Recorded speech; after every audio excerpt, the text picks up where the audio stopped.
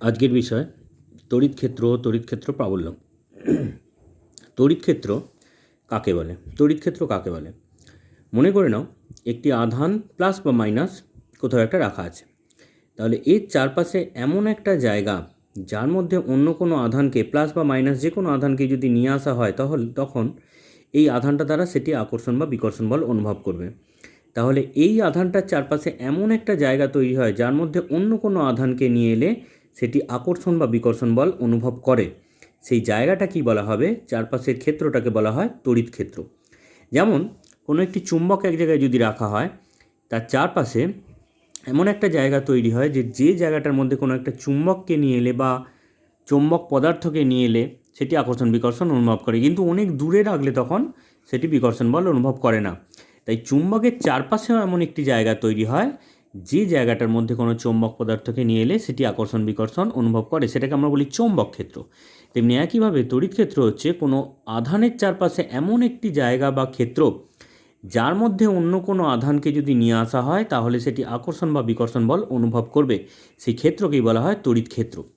যে আধানটাকে প্রথমে রাখা হয়েছে তাকে বলা হয় উৎস আধান বা সোর্স চার্জ।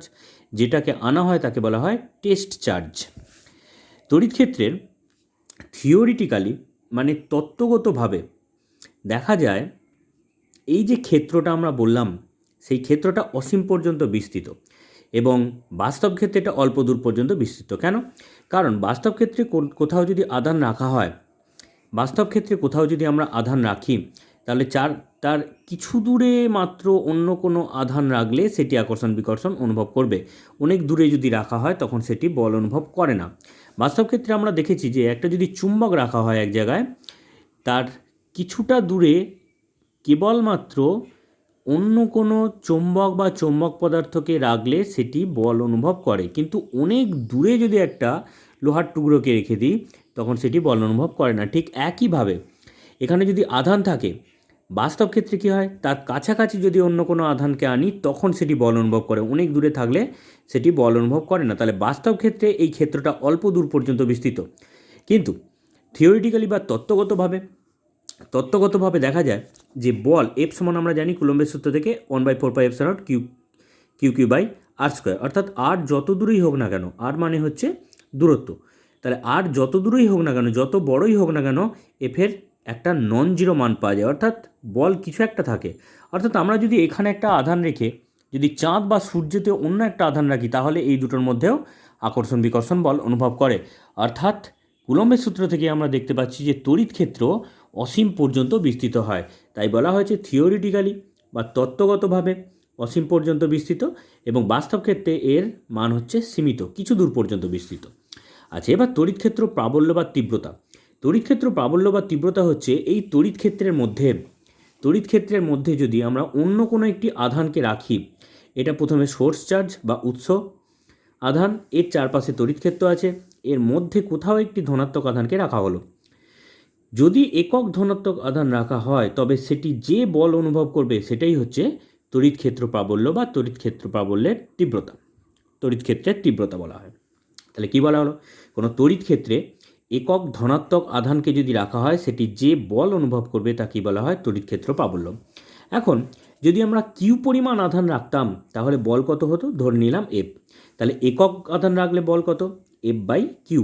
এফ বাই কিউটা কী বলা হয়? তড়িৎ ক্ষেত্র প্রাবল্য। এফ বাই ই সমান এফ বাই কিউ, ইটাকে ক্ষেত্র প্রাবল্য দিয়ে বলা হচ্ছে। আচ্ছা, এখন এফ সমান আমরা জানি কুলম্বের সূত্র থেকে, এটা 1/4πε0 কিউ, যদি এখানে ছোটো কিউ আধান রাখতো কিউ বাই আর স্কোয়ার। এখন এই ছোটো কিউ এর মান, স্মল কিউ এর মান 1, তাই এখানে স্মল কিউটাকে 1 যদি করে দিই তাহলে এখান থেকে আমরা মান পাচ্ছি 1/4πε0 capital Q by R square. এটা কি বলা হচ্ছে? ই বা তড়িৎ ক্ষেত্র প্রাবল্য, অর্থাৎ ই সমান এফ বাই কিউও বলা যায়, আবার 1/4πε0 কিউ বাই আর স্কোয়ার। এটি হচ্ছে প্রাবল্যের রাশিমালা। এটি একটি ভেক্টর রাশি, কারণ হচ্ছে বল যেহেতু ভেক্টর রাশি, আধান স্কেলার রাশি, তাই বল যেহেতু ভেক্টর রাশি তাই এটাকেও ভেক্টর রাশি হতে হয়। অর্থাৎ তড়িৎ ক্ষেত্র প্রাবল্য ই সমান vector F by vector Q, আর এখান থেকে পাচ্ছি এফ সমান ই কিউ, কণাকণি গুণ করে। আবার অন্যদিকে এই সম্পর্কটা যদি নিই আমরা, ই সমান 1/4πε0 কিউ বাই আর স্কোয়ার, এটা ছিল এখানে একটা আর ক্যাপ ইউনিট ভেক্টর, অথবা আর ভেক্টর দিয়ে এখানে আমরা আর কিউব করতে পারি। আচ্ছা, একক একক দেখো এখানে ই এর একক বা ক্ষেত্র প্রাবল্যের একক এফ বাই কিউ, অর্থাৎ সিজিএস পদ্ধতিতে এফ এর একক বলের একক ডাইন, কিউ এর একক ইএসইউ অর্থাৎ ডাইন পার ইএসইউ বা ডাইন পার স্ট্যাট কুলম। এসআই পদ্ধতিতে নিউটন পার কুলম, নিউটন পার কুলম বা একে ভোল্টমিটারও বলা যেতে পারে। ভোল্টমিটার কোথা থেকে পাবো? আমরা পরে একটা সম্পর্ক দেখব যে ই সমান ডিভিডিআর, যেটা ভি হচ্ছে বিভব অর্থাৎ বিভবের একক ভোল্টেজ হয়, ভোল্ট ডিভাইডেড বাই আর হচ্ছে দূরত্ব অর্থাৎ ভোল্ট বাই দূরত্বের একক মিটার, ভোল্ট পার মিটার হয়। আচ্ছা, এখান থেকে প্রাবল্যের সিজিএস এবং এসআই এককের মধ্যে একটি সম্পর্ক রাখা আছে। সম্পর্কটা হয়েছে 1 ইএসইউ প্রাবল্য সমান 3 × 10⁴ নিউটন পার কুলম। এখানে আমরা সিম্পলভাবে এটা করে নিতে পারি। আচ্ছা, এরপর বিন্দু আধানের জন্য কোথাও ক্ষেত্র প্রাবল্য। বিন্দু আধানের জন্য ক্ষেত্র প্রাবল্য মানে, বিন্দু আধানের জন্য ক্ষেত্র প্রাবল্য মানে হচ্ছে এখানে ধরে নিলাম একটা আধান রাখা আছে, প্লাস কিউ মানের একটি আধান রাখা আছে। এর জন্য চারিদিকে তড়িৎ ক্ষেত্র সৃষ্টি হচ্ছে এবং এখানে একটি বিন্দু একক আধান রাখা হয়েছে। তাহলে এই বিন্দু আধানটির জন্য আর দূরত্বে এই আধানটির প্লাস আধানের জন্য ক্ষেত্র প্রাবল্য কত হবে? দেখো, ক্ষেত্র প্রাবল্য আমরা জানি যে ই সমান 1/4πε কিউ বাই আর স্কোয়ার। যখন এই আধানটা হয় +1, তখন আমরা দেখেছি এর আগের পাতাতেও দেখেছি যে এখানে হয় ই সমান 1/4πε0 কিউ বাই আর স্কোয়ার। তাহলে এখানে কিউ আধান ছিল তাই ক্যাপিটাল কিউ ছিল, এখন আমরা স্মল কিউ নিয়েছি তাই small Q by R square হয়েছে। তাহলে ই সমান ক্ষেত্র প্রাবল্য ই সমান 1/4πε, পরের লাইনে আমরা লিখেছি K epsilon naught divided into Q by R square. এর ভেক্টর রূপ যদি লিখি ই সমান 1 এই এদিকটা যেমন আছে তাহলে এখানে একটা আর ক্যাপ এবং এখানে একটা গ্রাফ দেখানো হয়েছে। গ্রাফটা হচ্ছে ই এবং আর এর সঙ্গে, অর্থাৎ দূরত্বের সঙ্গে যদি ভ্যারিয়েশনটা দেখি, দূরত্ব যত বাড়বে, যেহেতু নিচে আছে ই এর সঙ্গে সম্পর্কটা ব্যস্তানুপাতিক, বর্গের ব্যস্তানুপাতিক, আর বাড়লে ই কমে, অর্থাৎ এইখান থেকে যত দূরে আমরা যাব তত এর প্রাবল্যটা কমতে থাকবে। স্বাভাবিকভাবেই এই আধানটা যদি এখানে থাকে প্রাবল্য বেশি হবে, যদি দূরে থাকে প্রাবল্য কম হবে, বলের পরিমাণও কম হয়। তাই এখানে দেখা যাচ্ছে বর্গের ব্যস্তানুপাতিক যেহেতু ই প্রপোর্শনাল 1/r², ই প্রপোর্শনাল 1/r², তাই গ্রাফটা এইভাবে আসে এর সঙ্গে আর এর ভ্যারিয়েশান। এরপর কুলম্বের উপপাদ্য। কুলম্বের উপপাদ্য মানে এই উপপাদ্যে বলা হচ্ছে যে কোনো আহিত পরিবাহীর নিকটস্থ কোনো বিন্দুতে ক্ষেত্র প্রাবল্যের মান, অর্থাৎ ই পরিবাহীর তলমাত্রিক ঘনত্বের 1/kε0 গুণ, অর্থাৎ ই সমান 1/kε0 গুণ আছে কার? পরিবাহীর তলমাত্রিক ঘনত্বের, ওই বিন্দুর কাছাকাছি ওই বিন্দুর নিকটবর্তী অংশে পরিবাহীর তলমাত্রিক ঘনত্বের। অর্থাৎ যে এইটা যদি একটা পরিবাহী হয় তাহলে এর এই বিন্দুতে, এই যে কোনো একটা বিন্দুতে যদি আমরা পি বিন্দু একটা নিয়ে নিই, পি বিন্দুতে তড়িৎ প্রাবল্য হবে 1/kε0 ইন্টু এর তলমাত্রিক ঘনত্ব, অর্থাৎ এই পরিবাহীটার তলমাত্রিক ঘনত্ব সিগমা। এটাকে সিগমা দিয়ে লেখা হয়েছে। এটা কিভাবে প্রমাণ করা যাবে? আচ্ছা, এখানে কি করা হয়েছে? এখানে একটি গোলক ধরা হয়েছে, আর ব্যাসার্ধের গোলক, যার ওপর প্লাস কিউ আধান পুরোটাই ছড়িয়ে আছে। এর পাশেই জাস্ট বাইরে পি বিন্দু একটি নেওয়া হয়েছে। পি বিন্দুতে তড়িৎ ক্ষেত্র প্রাবল্য নির্ণয় করব। তাহলে পি বিন্দুতে তড়িৎ ক্ষেত্র প্রাবল্য সমান নির্ণয় করার জন্য আমাকে ধরে নিতে হবে যে এই সমস্ত আধানগুলো এই কেন্দ্রের ভেতরে কেন্দ্রবিন্দুতে অবস্থিত। তাহলে এখানে যদি একটি প্লাস কিউ আধান থাকে এবং এখানে যদি আমার তড়িৎ ক্ষেত্র প্রাবল্য নির্ণয় করতে হয়, তাহলে এখানে ধরে নেব পি বিন্দুতে ধরে নেব একটি ধনাত্মক একক আধান আছে। অর্থাৎ এখানে প্রাবল্য সমান আমরা আগে যেমন দেখেছি, প্রাবল্য সমান হয় 1/4πkε0 Q by R square. তাহলে এখানে কী হবে? ই সমান 1/4πε কিউ বাই এই দূরত্বটা আর যেহেতু ব্যাসার্ধ তাই কিউ বাই আর স্কোয়ার। এখন কিউ সমান ওপরে যে আধানটা আছে, অর্থাৎ কিউ সমান আমরা লিখতে পারি 4πr² ইন্টু সিগমা, কারণ মোট আধান সমান ক্ষেত্রফল গণিতক তার ক্ষেত্রীয় আধান ঘনত্ব। অর্থাৎ এখান থেকে আমরা যদি কিউ এর মানটা বসাই তাহলে কাটাকুটি করে যেটা আসে 1/kε0 ইন্টু সিগমা, অর্থাৎ যে ই তড়িৎ ক্ষেত্র প্রাবল্য সমান 1/kε0 ইন্টু তার তলমাত্রিক ঘনত্বের সঙ্গে সমান হচ্ছে। তাহলে কুলম্বের উপপাদ্য কী হলো? কোনো পরিবাহীর নিকট বিন্দুতে বাইরে কোনো একটি নিকটতম বিন্দুতে তড়িৎ ক্ষেত্র প্রাবল্যের মান তার তলমাত্রিক ওই বিন্দুর কাছাকাছি তলমাত্রিক ঘনত্বের 1/k এপসান নট। এটাই কুলম্বের উপপাদ্য। এরপর হচ্ছে তড়িৎ বলরেখা। তড়িৎ বলরেখা মানে তড়িৎ ক্ষেত্রে একক ধনাত্মক আধান যদি রাখা হয়, তড়িৎ ক্ষেত্র ধরে নাও এখানে একটি আধান রাখা আছে, তাহলে এর চারপাশে একটি তড়িৎ ক্ষেত্র সৃষ্টি হয়েছে। এই তড়িৎ ক্ষেত্রে যদি একক ধনাত্মক আধান রাখি, তাহলে সে যে পথে যাবে তাকেই বলা হয় তড়িৎ বলরেখা। অর্থাৎ বলরেখা হচ্ছে কতগুলো কাল্পনিক রেখা। ধরে নাও এখানে একটি আধান রাখা হলো, তাহলে এখানে প্লাস আধান ছিল, এখানে প্লাস আধান আরেকটি রাখলে সে কোন দিকে যাবে? এই দিকে চলে যাবে, কারণ একে বিকর্ষণ করবে, তাহলে এটি একটি বলরেখা। আবার এখানে যদি একটি আধান রাখা হয়, তাহলে বিকর্ষণ করবে, এদিকে চলে যাবে। এই কাল্পনিক রেখাগুলোকেই বলা হচ্ছে বলরেখা। আবার বলরেখার আরেকটি সংজ্ঞাও দেওয়া যেতে পারে। বলরেখা হলো এমন কতগুলি কাল্পনিক রেখা, এটাকে ধরে নাও একটি বলরেখা, এমন কতগুলি কাল্পনিক রেখা যে রেখার কোনো বিন্দুতে যদি আমরা স্পর্শক টানি, এই বক্ররেখার ওপর এই রেখাটার ওপর স্পর্শক টানলে সেটি তড়িৎ ক্ষেত্রের দিক নির্দেশ করে, তড়িৎ ক্ষেত্র প্রাবল্যের দিক নির্দেশ করে। অর্থাৎ বলরেখা হলো এমন কতগুলি কাল্পনিক রেখা যে রেখার যে কোনো বিন্দুতে স্পর্শক অঙ্কন করলে সেটি তড়িৎ ক্ষেত্র প্রাবল্যের অভিমুখকে নির্দেশ করে। এই বলরেখার কতগুলি ধর্ম আছে, যেমন বলরেখা সবসময় প্লাস থেকে নির্গত হয় এবং মাইনাসে গিয়ে শেষ হয়। প্লাস থেকে নির্গত হবে, শুরু হবে এবং মাইনাসে গিয়ে শেষ হবে। মানে ধরে নাও একটি প্লাস আধানযুক্ত বস্তু আছে এবং মাইনাস আধানযুক্ত বস্তু রাখা আছে, তাহলে বলরেখাগুলি কোন দিক থেকে যাবে? এই প্লাস থেকে বেরোবে এবং মাইনাসে গিয়ে শেষ হবে। বলরেখা কখনোই একটি সম্পূর্ণ বা বৃত্তাকার রেখা বা সম্পূর্ণ রেখা নয়, অর্থাৎ এক জায়গা থেকে শুরু হয়ে এক জায়গায় শেষ হয়ে যায়, এটি আবদ্ধ নয়। আচ্ছা, এবার বিচ্ছিন্ন ধনাত্মক আধানের ক্ষেত্রে দেখো, বিচ্ছিন্ন ধনাত্মক আধান, বিচ্ছিন্ন মানে একটি প্লাস আধান রাখা হয়েছে, তাহলে এর ক্ষেত্রে বলরেখাগুলো কীভাবে হবে? এখান থেকে বেরোবে, বেরিয়ে চলে যাবে, অসীম পর্যন্ত বিস্তৃত থাকবে। এইখান থেকে বেরোবে, এদিক থেকে চারিদিকে বেরিয়ে যাবে, বেরিয়ে অসীম পর্যন্ত বিস্তৃত যাবে। বিচ্ছিন্ন নেগেটিভ হলে কী হবে? বিচ্ছিন্ন নেগেটিভ হলে আমরা এখানে দেখেছি যে নেগেটিভে বলরেখাগুলো প্রবেশ করে, তাই অসীম থেকে এসে সবাই এই বিন্দুতে, সবাই এই নেগেটিভ আধানের মধ্যে প্রবেশ করবে। অর্থাৎ প্লাস থাকলে শুধু একটি প্লাস থাকলে চারদিকে ছড়িয়ে যাবে, নেগেটিভ থাকলে এটা চারিদিক থেকে এসে এখানে যুক্ত হবে। আবার প্লাস এবং মাইনাস থাকলে কী হবে? প্লাস এবং মাইনাস থাকলে এখান থেকে বিভিন্ন বলরেখা বেরোবে, বিভিন্ন বলরেখা বেরিয়ে এখানে প্রবেশ করবে। এভাবে বিভিন্ন বলরেখা বেরোবে এবং প্রবেশ করবে। আচ্ছা, এরপর দুটি বলরেখা, নেক্সট পয়েন্ট, দুটি বলরেখাটা খুব ইম্পর্টেন্ট পয়েন্ট। দুটি বলরেখা কখনো পরস্পরকে ছেদ করে না। দুটি বলরেখা পরস্পরকে ছেদ করে না মানে আমি এখানে যেগুলো অঙ্কন করলাম এগুলো কখনোই পরস্পরকে ছেদ করবে না, বা এগুলো আঁকা আছে কখনোই ছেদ করেনি। ছেদ করলে অসুবিধা কী? ধরে নাও এই দুটো বলরেখা পরস্পর ছেদ করলো, তাহলে এই রেখাটার ওপর যদি আমরা স্পর্শক টানি, এদিকে হয়, সেটি একটি তড়িৎ ক্ষেত্র প্রাবল্যের দিক নির্দেশ করে। আবার এই বলরেখাটার ওপর যদি স্পর্শক টানা হয়, তাহলে এই দিকে তড়িৎ ক্ষেত্র প্রাবল্যের দিক নির্দেশ করে।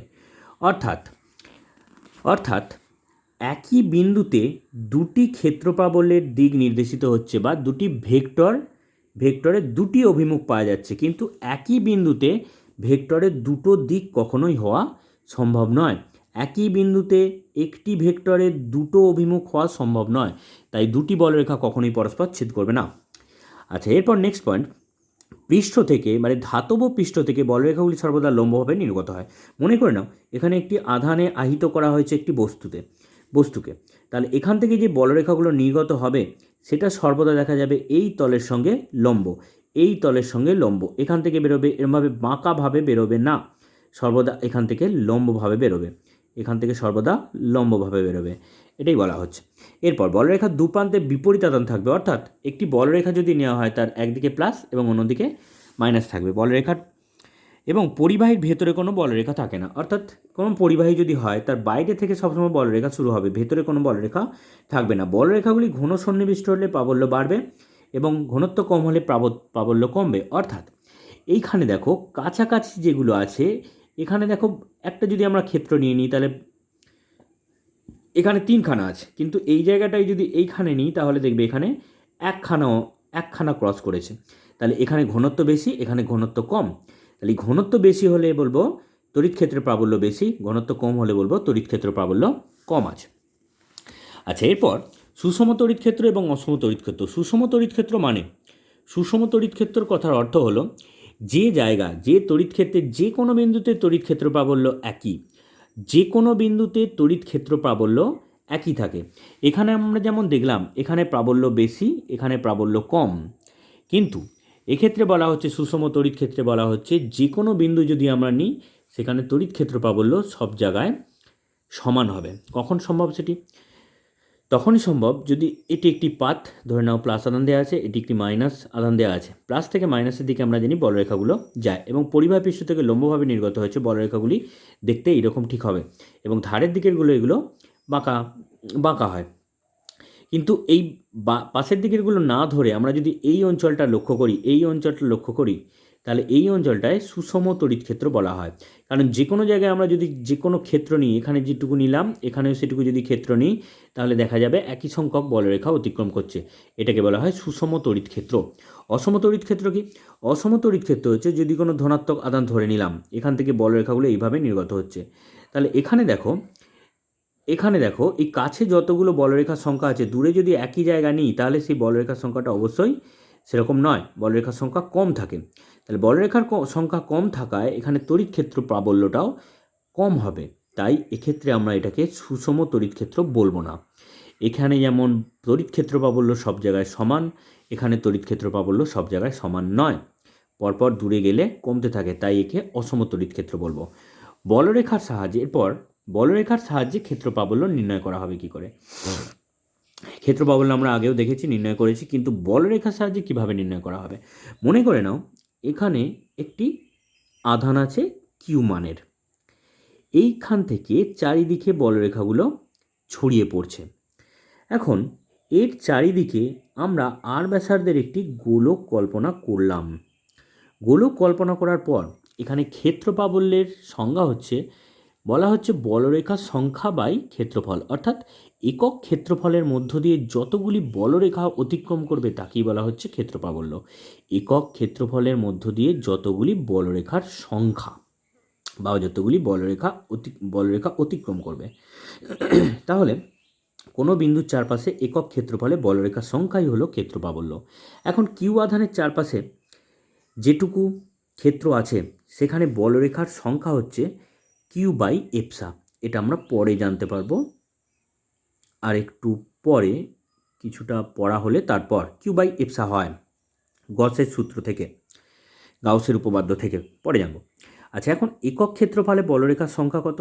একক ক্ষেত্রফলে বলরেখার সংখ্যা মানে বলরেখার সংখ্যা বাই ক্ষেত্রফল, অর্থাৎ বলরেখার সংখ্যা কিউ বাই এপসা আর ক্ষেত্রফল 4πr², কারণ এর উপরিতলের ক্ষেত্রফল হচ্ছে 4πr²।